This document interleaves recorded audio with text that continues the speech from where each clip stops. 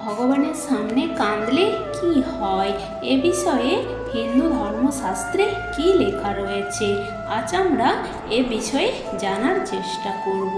ভগবানের সামনে সেই সব মানুষজনই কাঁদেন ভগবানের প্রতি যাদের পূর্ণ বিশ্বাস আছে, তার সঙ্গে ভালো কিছু হলেও সে ভগবানের সামনে কাঁদে, যাকে আমরা আনন্দের অশ্রু বলে থাকি। আবার তার সাথে খারাপ কিছু হলেও সে ভগবানের কাছে তার সমস্যা, তার মনের কথা জানায় এবং তার চোখে জল আসে, কারণ সে জানে আজ হয়তো সে কিছুই পায়নি, ভগবান তাকে কিছুই দেয়নি, কিন্তু একদিন তো ভগবান অবশ্যই তার মনোকামনা পূর্ণ করবেন।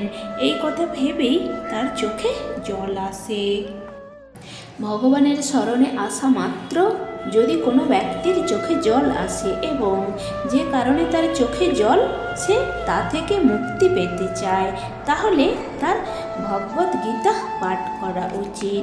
কেন কি সমস্যা জর্জরিত কোনো মানুষ যখন ভগবদ্গীতা পাঠ করতে থাকে, তখন খুব শীঘ্রই ভগবান তার প্রতি প্রসন্ন হন। সনাতন হিন্দু ধর্মে বিশ্বাসী প্রতিটি মানুষের অন্তিম বা শেষ ইচ্ছা হলো মোক্ষ বা মুক্তি লাভ। জীবিত অবস্থায় মানুষ চায় দুনিয়ার সকল প্রকার সুখ ভোগ করতে এবং মৃত্যুর পর তার আত্মার মোক্ষ বা মুক্তি লাভ।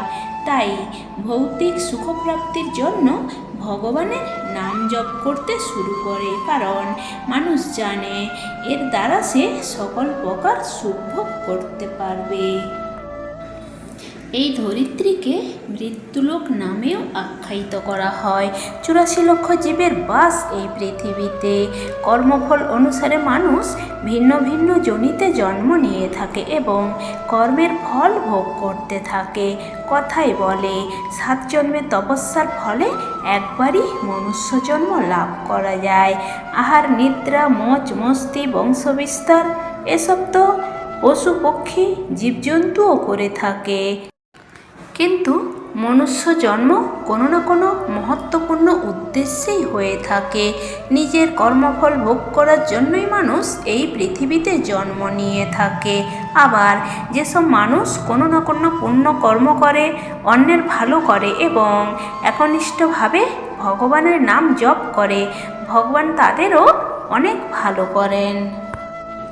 তাই জীবনে যখন কোনো সমস্যা আসবে, মনে যখন খুব কষ্ট হবে, তখন 2 জায়গায় গিয়ে মন খুলে কাঁদো। 1 গুরুর চরণে এবং 2 রাধা মাধবের চরণে।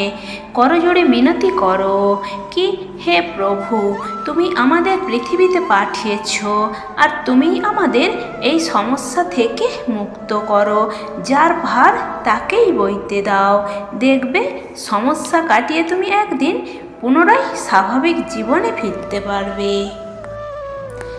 আর ভুল করেও তোমার আত্মীয়, বন্ধু, পাড়া পড়শি এদের কাছে তোমার দুঃখের কথা, সমস্যার কথা বলো না, কান্নাও করো না, কারণ তোমার খারাপ সময়ের সুযোগ নিয়ে তারা তোমাকে উপহাস্য করবে, ব্যঙ্গ করবে, বিদ্রূপ করবে, এতে তোমার কষ্ট আরও বাড়বে। তাই কাঁদতে যদি হয় তো ভগবানের সামনেই কাঁদো। ভগবানের সামনে যদি মন প্রাণ খুলে একবার কাঁদো এবং তোমার কষ্টের কথা বলো, তাহলে অপর 5-10 জনের সামনে অনর্থক কেঁদে তাদের উপহাস্যের পাত্র বা পাত্রী হবার কোনো প্রয়োজন আছে কি? সৃষ্টিকর্তা ঈশ্বরের সঙ্গে আমাদের জন্ম জন্মান্তরের সম্পর্ক। আমরা যখনই কোনো বিপদে পড়ি, তিনি অলক্ষ্যে থেকে আমাদের বিপদ মুক্ত করেন, কারণ তিনি যে অন্তর্যামী আর আমরা সবাই তার সন্তান। ভগবান যদি আপনার উপর প্রসন্ন হন বা আপনার দুঃখের কথা শোনেন, তাহলে পুজো করার সময় এই সংকেতগুলি আপনি প্রত্যক্ষ করতে থাকুন। নাম্বার 1, হঠাৎ করে প্রদীপের আলো বেড়ে যাওয়া।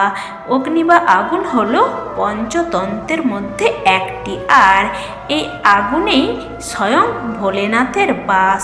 তাই পুজো করার সময় যদি হঠাৎ করে প্রদীপের শিখা বেড়ে যায়, তাহলে বুঝবেন ভগবানের কৃপা আপনার উপর রয়েছে। তাই ওই সময় যদি আপনার চোখে জল আসে এবং আপনার সমস্যার কথা, আপনার কষ্টের কথা ভগবানকে জানান, তাহলে তিনি অবশ্যই মুক্তির পথ দেখাবেন। নাম্বার 2, ধূপ বা ধুনোর ধোঁয়া। পুজো পাঠ করার সময় যদি ধূপ বা ধুনোর ধোঁয়া ভগবানমুখী হয়, অর্থাৎ ভগবানের দিকেই যেতে থাকে, তাহলে বুঝবেন ভগবান আপনার পুজো স্বীকার করেছেন। নাম্বার 3, ভগবানকে অর্পণ করা ফুল। পুজো করার সময় যদি ভগবানের পায়ে অর্পণ করা ফুল আপনার ওপর পড়ে, তাহলে বুঝতে হবে ভগবান আপনার ভক্তিতে প্রসন্ন হয়েছেন। নাম্বার 4, ভগবানের পুজো করার সময় চোখে জল আসা। ভগবানের পুজো করার সময় যদি চোখে জল আসে, তাহলে বুঝবেন যে ঈশ্বরীয় ঊর্জার সাথে আপনার আত্মার আত্মিক মিলন ঘটেছে, তাই আপনার চোখে জল। এ সময় আপনি আপনার মনের কোনো ইচ্ছা, কোনো আশা কিংবা কষ্টের কথাও বলতে পারেন, তিনি অবশ্যই শুনবেন।